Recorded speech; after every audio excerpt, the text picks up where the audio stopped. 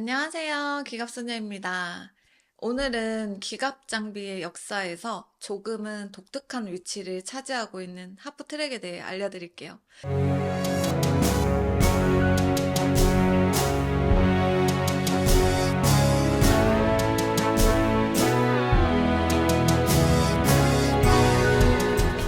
하프트랙, 말 그대로 구동장치의 절반이 궤도인 차량을 뜻합니다.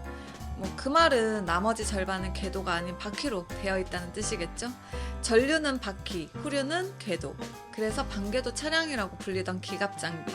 그게 바로 하프트랙입니다. 하프트랙 하면 우리 머릿속에 바로 딱 떠오르는 차량이 두 개가 있죠. 독일의 하노마크, 그리고 미국의 M3입니다. 1939년부터 실전 배치되기 시작한 하노마크는 15,000대 정도 됩니다. 1941년부터 세상의 모습을 드러낸 M3는 전쟁 기간 중 무려 43,000대가 생산됐습니다. 이 두 차량을 빼고 2차 대전의 풍경을 제대로 그리기 힘들 정도였죠. 하프트랙이라는 바퀴와 궤도의 혼종이 등장한 가장 큰 이유가 열악한 도로 사정 때문이었는데요. 기갑부대의 아버지라 불리는 독일의 구데리아는 앞으로의 전쟁에서 적진 돌파의 주력은 기계화 부대여야 한다고 생각했습니다. 전차와 함께 근처에서 화력 지원을 하거나 돌파된 전선을 최종 제압할 보병이 함께 움직여야 한다고 봤던 거죠. 그러기 위해서는 전차와 같은 속도로 보병을 수송할 수 있는 수송병기가 필수였습니다. 하지만 당시 육상교통의 핵심은 자동차 도로가 아니라 철도였고요. 도시만 벗어나면 제대로 포장된 도로를 찾아보기 힘들었어요. 전격전이라는 단어 때문에 우리는 독일하면 기갑부대를 먼저 떠올리지만 사실 2차 대전 중 독일 수송의 핵심은 트럭이나 장갑차가 아닙니다. 병사들은 대부분 걸었고 보급품은 무려 275만 마리나 되는 말들이 날라야 했습니다. 이렇게 많은 말들이 필요했던 데는 차량이 부족해서기도 했지만 도로 사정이 좋지 않았던 것도 한몫했어요. 도로 사정이 좋지 않은 곳에서 일반적인 바퀴로 구동하는 수송병기를 쓰면 내구성에도 문제가 있고 속도도 제대로 내기 어렵습니다. 게다가 전차가 벌판을 가로질러 진격하는데 보병을 실은 트럭은 도로를 따라 움직여야 한다면 전차와 보병이 합동작전을 펼칠 수가 없어요. 그래서 전차가 가는 야지도 갈 수 있고 도로에서는 속도를 낼 수 있는 차량을 개발하자, 이런 것들이 맞아떨어져서 나온 물건이 바로 하프트랙인 거죠. 하프트랙이 2차 대전 때 처음 개발된 장비는 아니고요. 최초의 하프트랙이 세상의 모습을 드러낸 건 1911년이에요. 프랑스 출신의 엔지니어인 아돌프 케그레세라는 사람이 러시아의 황제를 위해서 앞은 바퀴고 뒤는 궤도로 이뤄진 차량을 설계한 게 그 시초라고 합니다. 이런 차량을 만든 이유는 눈이 많이 내리고 진흙벌이 많은 러시아 땅에서 황제의 차가 최대한 편리하게 움직일 수 있게 하기 위해서예요. 러시아에서 혁명이 일어나자 프랑스로 돌아온 케그레세는 시트로엥에 입사해서 시트로엥 케그레세 P17이라는 본격적인 하프트랙 차량을 만듭니다.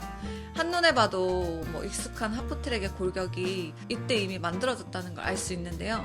이 차량이 1922년 사하라 사막 탐험에 쓰이면서 그 성능이 세계에 알려지게 돼요. 도로뿐만 아니라 야지도 잘 달리는 하프트랙에 각국의 군대들이 관심을 가지는 건 당연한 일이었고요.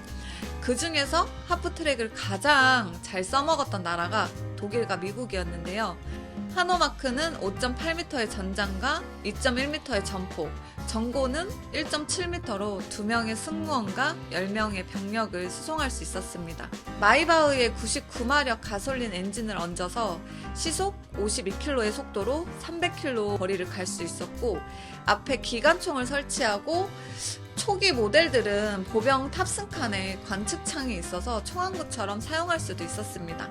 소총탄을 막아내는 수준이긴 했지만 나름 장갑 차량이기 때문에 보병을 수송하고 차 안에서 어느 정도 전투를 수행할 수 있는 지금의 보병 전투차 IFV 원조격이라고 해도 될 것 같아요. 초기 설계가 워낙 우수한 차량이었기 때문에 전쟁이 끝날 때까지도 별다른 업그레이드가 필요하지는 않았습니다. 대신 대전차포나 박격포를 얻는 등의 변종은 많이 개발됐죠. 이렇게 독일이 하노마크를 알차게 써먹어 왔지만 이보다도 더 하프트랙의 진심이었던 나라는 미국이었어요. 대표적인 하프트랙 M3가 하노마크의 3배가 넘는 생산량을 갖고 있다는 것만 봐도 다 아시겠죠. 기능성도 한 수 위였어요. 147마력짜리 화이트 160AX 6기통 가솔린 엔진을 얹어서 최고 시속 72km의 속도로 282km를 갈 수가 있었고, 차체 크기도 전장 6.19m, 전폭 2.2m, 전고 2.26m로 뭐든지 하노마크보다 조금씩 더 컸습니다. 승무원 3명에 10명의 병력을 수송할 수 있었고, 랜드리스를 통해서 다른 연합국에도 많이 공여됐었기 때문에 미국뿐만이 아니라 연합군 전체를 기계화 보병으로 만드는데 엄청나게 큰 공로를 세웠죠. 근데 문제는 장갑의 두께가 하노마크보다 2mm 정도 더 얇았다는 건데요. 그래서 1941년 필리핀 전선에 처음 투입됐을 때는 손실을 입기도 했는데, 그때는 두꺼운 장갑보다는 빠른 기동성으로 수송력을 늘리는 게 더 크게 요구됐던 시절이라 장갑 강화 버전은 나오지 않았습니다. 1943년에 이탈리아 전선에서 전차와 함께 험준한 지형을 돌파하는 걸 보면서 하프트랙의 매력에 푹 빠진 미국은 특유의 공업 제조력으로 엄청난 물량의 하프트랙 차량을 생산합니다. 가장 유명한 M3가 43,000대인데 그 이후 버전들의 생산량을 합치면 숫자를 따로 세기가 힘들 정도였어요. 공업력이 빈약했던 독일은 하노마크를 정예부대 외에는 보급해주지 못했습니다.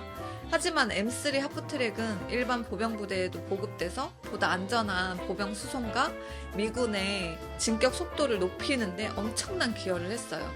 독일 전차들은 활약 덕분에 2차 대전의 기갑부대, 기계화 부대하면 독일을 먼저 연상하기 쉽지만 사실상의 기계화 부대는 미군이었고, 그 중심에는 M3 하프트랙이 있었습니다. 오늘은 여기까지 기갑선야였습니다. 잘 보셨다면 잊지 마시고 구독이, 좋아요, 알림이 꼭꼭 부탁드릴게요. 안녕.